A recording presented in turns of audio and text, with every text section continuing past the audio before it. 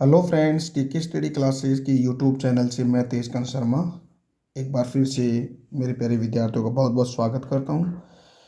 दोस्तों, आज हम बात करने वाले हैं राजस्थान के ऐतिहासिक परिचय में। हम बात करेंगे राजस्थान के एकीकरण की बात करेंगे। तो दोस्तों, इससे पहले वाला जो वीडियो था उसमें हमने बात की थी कि जो राजस्थान का जो एकीकरण है, राजस्थान का एकीकरण 7 चरणों में हुआ था और राजस्थान का वर्तमान स्वरूप 1 नवंबर 1956 में। और एकीकरण के समय जो 19 रियासतें और 3 तिखाने थे, उनके बारे में थोड़ा सा ओवरव्यू लिया था। साथ ही हमने बात की थी कि एकीकरण में लगा जो समय था 8 वर्ष 7 माह और 14 दिन के बारे में हमने बात की थी। इससे पहले हमने बात की थी कि राजस्थान के इतिहास का जो सर्वेक्षण किया था, जवाहर मेहर ने किया था दोस्तों। और political agent of west and middle Rajput states of India, जिसमें कर्नल जेम्स टोड ने राजस्थान शब्द को रायथान शब्द से इसमें अनुवादित किया था। और राजस्थान शब्द का जो अर्थ है राजधन स्थान, जिसका मतलब स्थानों का राज्य, यानी कि जो सभी स्थानों में श्रेष्ठ हो वह राजस्थान है दोस्तों। इसके बाद में हमने थोड़ा सा एक बात और की थी कि जो जम्मू कश्मीर पुनर्गठन अधिनियम बनाया था 31 अक्टूबर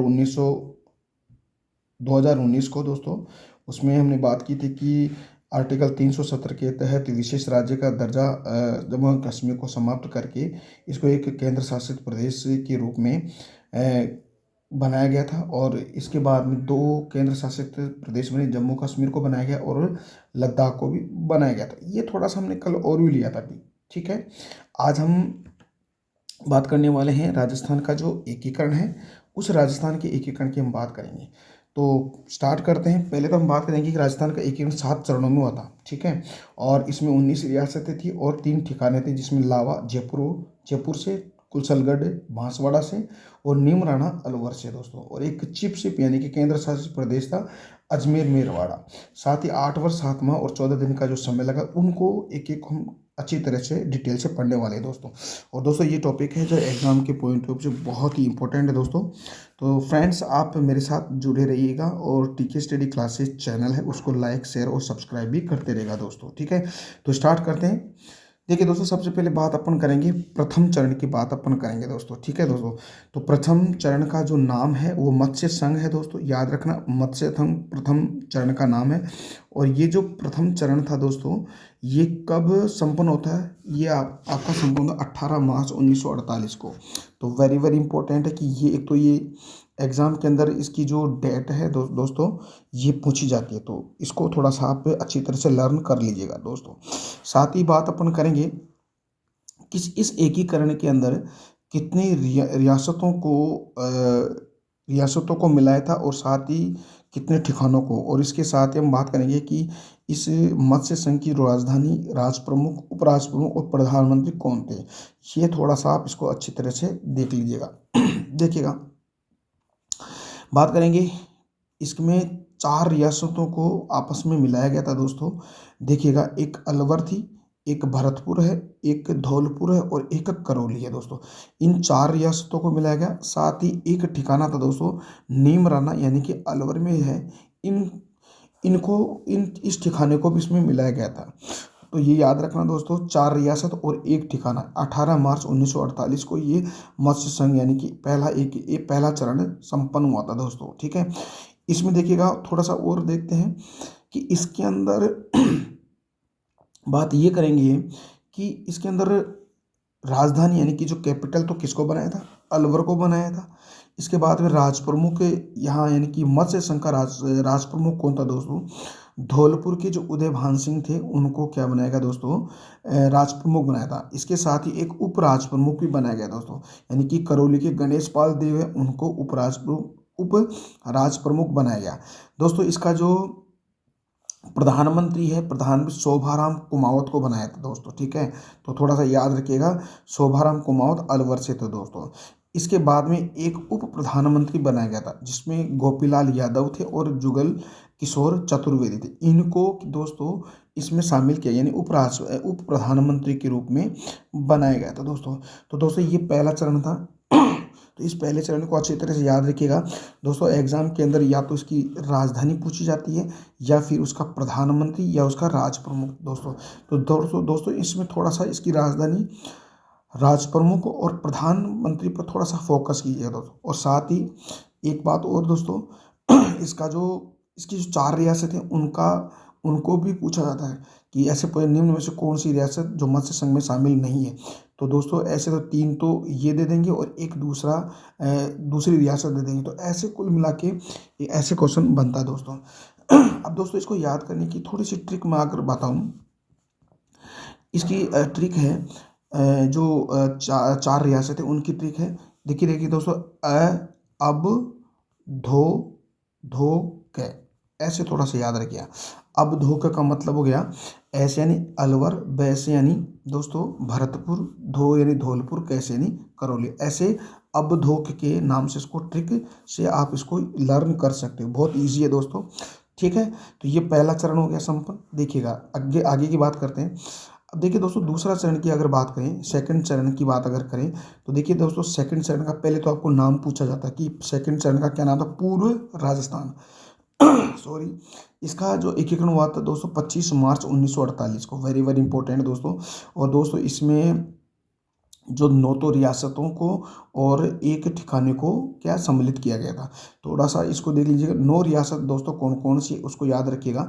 देखिए डूंगरपुर, बांसवाड़ा, प्रतापगढ़, कोटा, बूंदी, झालावाड़, सापुरा, किशनगढ़ और टोंक, ये ऐसे कुल मिलाकर 9 रियासतों को दोस्तों इसमें शामिल किया गया था। और एक ठिकाना था दोस्तों बांसवाड़ा का कुशलगढ़, इसको भी याद रखिएगा दोस्तों। तो सेकंड चरण जिसका नाम है आपका राजस्थान, पूर्व राजस्थान, और पूर्व राजस्थान की 9 रियासतों को शामिल किया गया, एक ठिकाने को शामिल किया गया दोस्तों। इस जो रियासतें हैं 9, इनको याद करने का तरीका मैं आपको बता दूं। जैसे आपको पता होना चाहिए कि राजस्थान का जो आपका दक्षिण वाला भाग है दोस्तों, इसमें जो राजस्थान के दक्षिण भाग में आपको पता होना चाहिए, इधर तो डूंगरपुर आता है, ठीक है। इसके बाद यहाँ पर बांसवाड़ा आता है, बांसवाड़ा के जस्ट ऊपर आपको पता होना चाहिए कौन सा, प्रतापगढ़। एक तो इसको ऐसे याद आप कर लीजिएगा। और इसके अंदर जैसे आपने हाड़ौती क्षेत्र में या हाड़ौती के पठार में कौन कौन से जिले आते हैं उसको देखिए आपको पता होना चाहिए।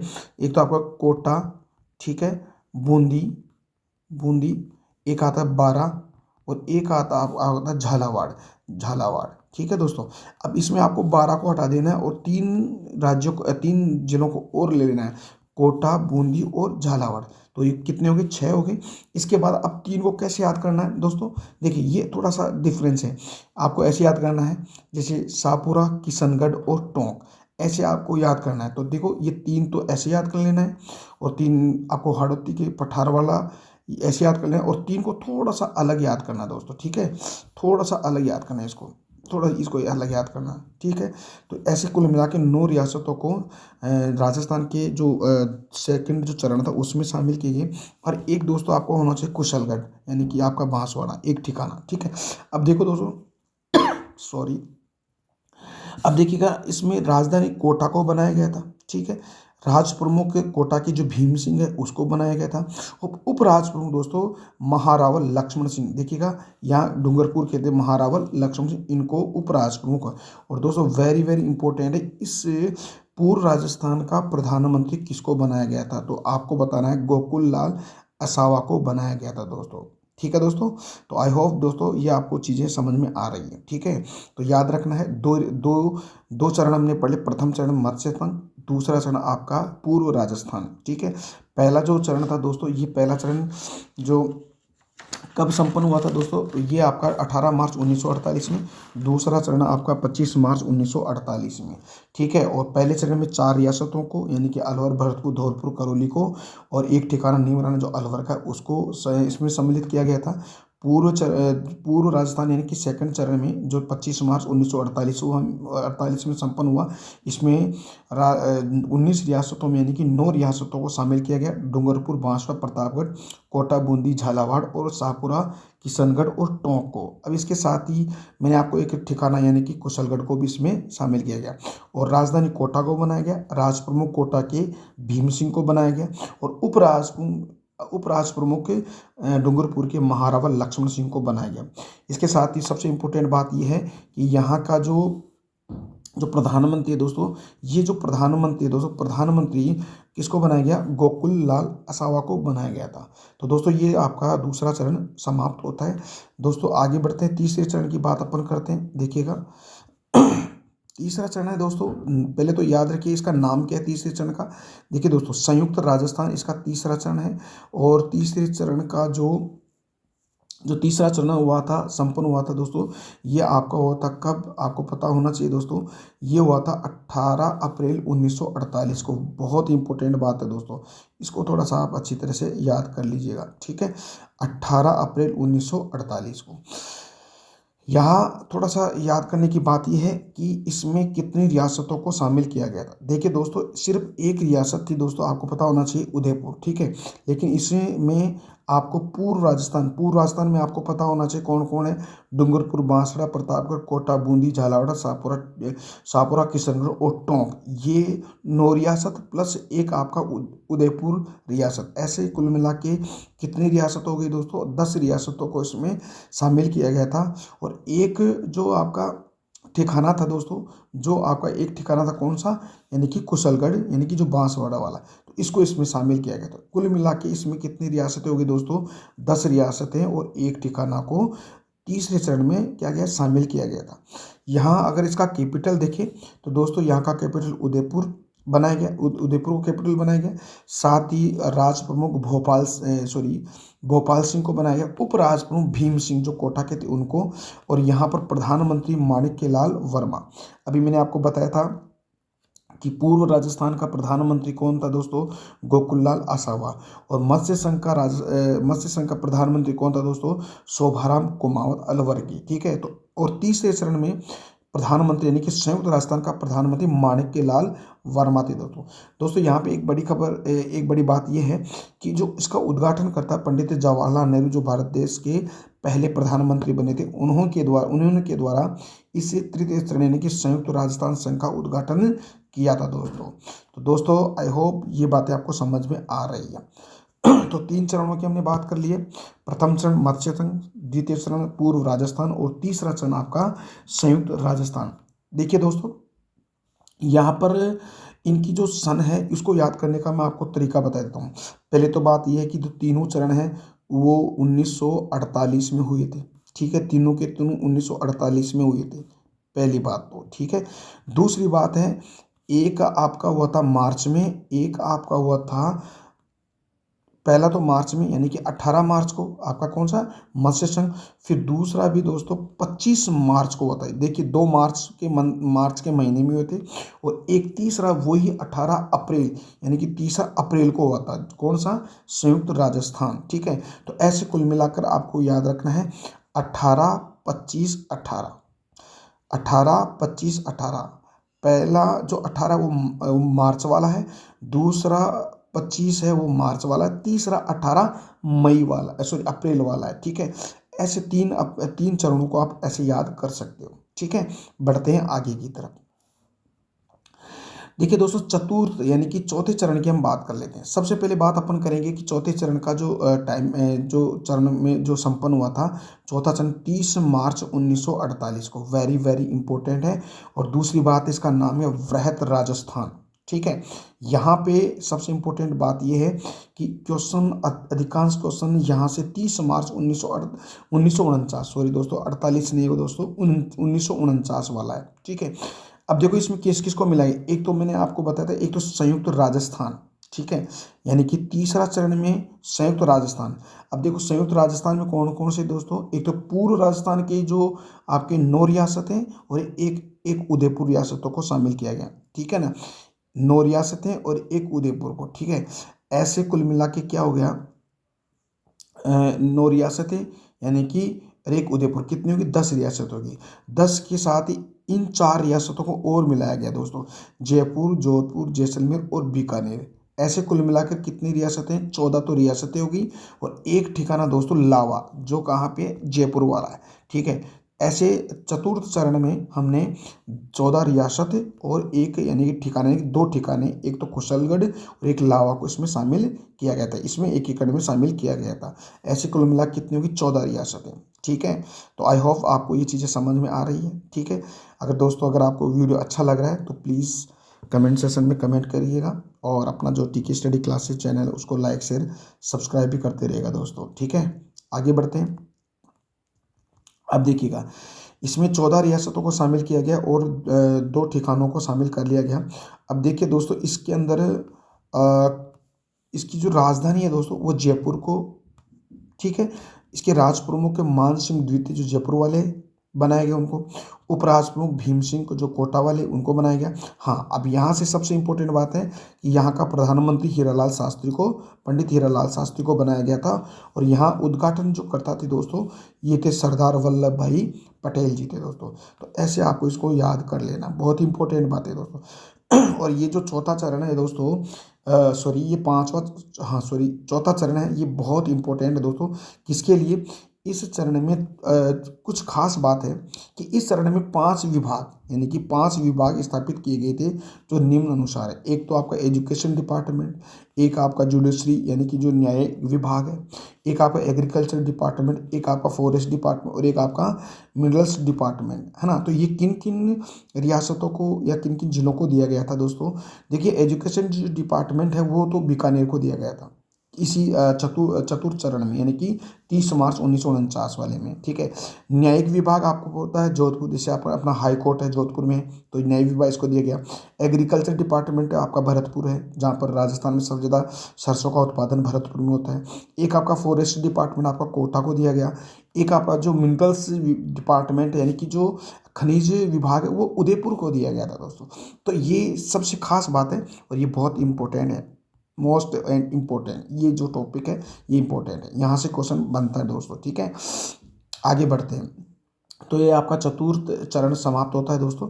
आगे की बात अगर करें तो दोस्तों देखिएगा, पंचम चरण यानी कि 5वां चरण है। अब देखिए 5वां चरण है ना, इस 5वें चरण को किस नाम से जानते हैं? पहले तो आपको बता दूं, संयुक्त वृहत राजस्थान। ठीक है। देखिए, तीसरे चरण को संयुक्त बोला गया था और चतुर्थ चरण को वृहत, तो दोनों को कंबाइंड करके संयुक्त वृहत राजस्थान बनाया गया। ठीक है, राजस्थान इसका नाम दिया गया।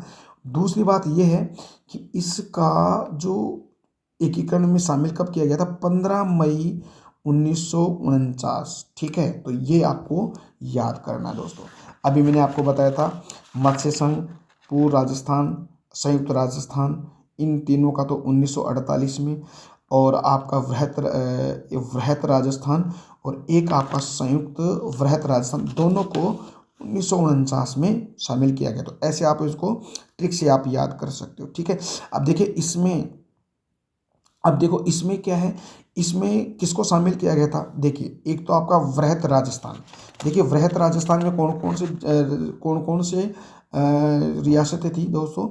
एक तो आपकी जो संयुक्त राजस्थान की, यानी कि हम यूँ कह सकते हैं कि 9 तो 10 तो आपकी 10 रियासत तो अलग थी, और एक आपकी कौन सी, उदयपुर वाली, यानी कि 14 रियासत थे दोस्तों, सॉरी। यानी कि देखो, ये तो एक तो आपकी जो द्वितीय श्रेणी की जो 9 रियासत, एक तो वो, एक उदयपुर, ऐसे कुल मिला के 10 तो ये होगी। और फिर इसके अंदर जयपुर, जोधपुर, जैसलमेर और बीकानेर को बनाए, ऐसे कुल मिला के 14 रियासतें थी। इनको यानी कि संयुक्त राजस्थान, सॉरी वृहत राजस्थान और मत्स्य संघ को आपको पता होगा, अलवर, भरतपुर, धौलपुर और करौली, इनको मिलाया था दोस्तों, किसमें? संयुक्त वृहत राजस्थान को। ठीक है। इसके अंदर एक तो आपका जयपुर को राजधानी बनाया गया। यहाँ का राज प्रमुख मान सिंह द्वितीय आपका जयपुर वाला। ठीक है। प्रधानमंत्री पंडित जवाहरलाल नेहरू, सॉरी पंडित हीरालाल शास्त्री, और इसके उद्घाटन करते थे सरदार वल्लभ भाई पटेल जी थे दोस्तों। ठीक है ना। तो दोस्तों ये आपका पंचम चरण समाप्त होता है। आगे की बात अगर कि छठे चरण की बात अगर करें तो छठे चरण में दोस्तों आपको पता होना चाहिए कि इसका नाम राजस्थान संघ 26 जनवरी 1950, इसको ऐसे याद रखिएगा कि 26 जनवरी 1950 को हमारा संविधान लागू हुआ था, ऐसे इसको याद रखिएगा दोस्तों। ठीक है। और इसके अंदर आपको संयुक्त वृहत राजस्थान प्लस सिरोही को, दोनों को मिलाया गया। यानी कि संयुक्त राजस्थान में आपको मैंने बताया था ना अभी, इससे पहले यानी कि पंचम चरण में संयुक्त वृहत राजस्थान में कितने जो रियासत, वो और प्लस एक आपकी रियासत कौन सी है? ये आपकी सिरोही। इस रियासत को भी शामिल किया गया था दोस्तों। ठीक है, अब देखिए इसके अंदर राजधानी जयपुर को फिर से जयपुर को बनाया गया। राष्ट्र प्रमुख मानसिंह द्वितीय जयपुर, ठीक जयपुर के थे। प्रधानमंत्री या मुख्यमंत्री पंडित हीरालाल शास्त्री को बनाया गया था दोस्तों। ठीक है, तो ये आपका षष्ठ यानी कि छठा चरण समाप्त होता है। अब देखिए लास्ट में आपका जो सप्तम चरण है, आपको पता होना चाहिए सप्तम चरण को किस नाम से जानते हैं, राजस्थान के नाम से जानते हैं। 1 नवंबर 1956 को इसको इस चरण में में शामिल किया गया था, यानी कि 1 नवंबर 1956 को राजस्थान पूरा का पूरा बनकर तैयार हो गया था। कहने का मतलब राजस्थान शब्द आया था पूरा का पूरा। ठीक है, राजस्थान यानी कि इसका पहले जो राज्यपाल है वो गुरुमुख निहाल सिंह को बनाया गया। प्रधानमंत्री मोहनलाल सुखाड़िया को बनाया गया दोस्तों। अब यहाँ पे किस किस को शामिल किया गया था, थोड़ा सा ये देख लीजिएगा। इसमें एक तो राजस्थान संघ को भी शामिल किया, आबू दिलवाड़ा सिरोही को, अजमेर मेरवाड़ा को, और सुनेल टप्पा यानी सिरोंज क्षेत्र को, इनको सबको शामिल किया गया था। और इसका राज्यपाल यानी कि गुरुमुख निहाल सिंह, यानी कि कहने का मतलब हो गया कि जो राज्यपाल शब्द का जो कंसेप्ट है 1 नवंबर 1956 यानी कि वर्तमान स्वरूप राजस्थान का आया था 1 नवंबर 1956। ठीक है, और इसका प्रथम जो राज्यपाल थे गुरुमुख निहाल सिंह, और प्रधानमंत्री मोहनलाल सुखाड़िया को बनाया गया था। एक विशेष बात अपन देख लेते हैं कि राजस्थान के एकमात्र मनोनीत और निर्वाचित जो मुख्यमंत्री दोस्तों वो कौन से हैं, जो जोधपुर के जय नारायण व्यास जी है। ठीक है, तो ये राजस्थान के एकमात्र मनोनीत और निर्वाचित सदस्य यानी निर्वाचित मुख्यमंत्री बने हैं दोस्तों। तो वो दोस्तों ये हमने बात कर लिए राजस्थान के एकीकरण 7 चरणों की हमने बात कर लिए, और आपको बहुत बढ़िया डिटेल से मैंने आपको पढ़ा दिया है। तो दोस्तों वीडियो को पॉज करते हुए इसके हाथों हाथ यानी साथ के साथ उसके नोट्स भी बनाते जाइएगा। तो दोस्तों कैसा लगा आज का वीडियो, बहुत अच्छा लगा होगा। तो दोस्तों अगर आपको अच्छा लगा तो टीके स्टडी क्लासेस चैनल है उसको लाइक शेयर सब्सक्राइब भी करते रहेगा। जय हिंद दोस्तों।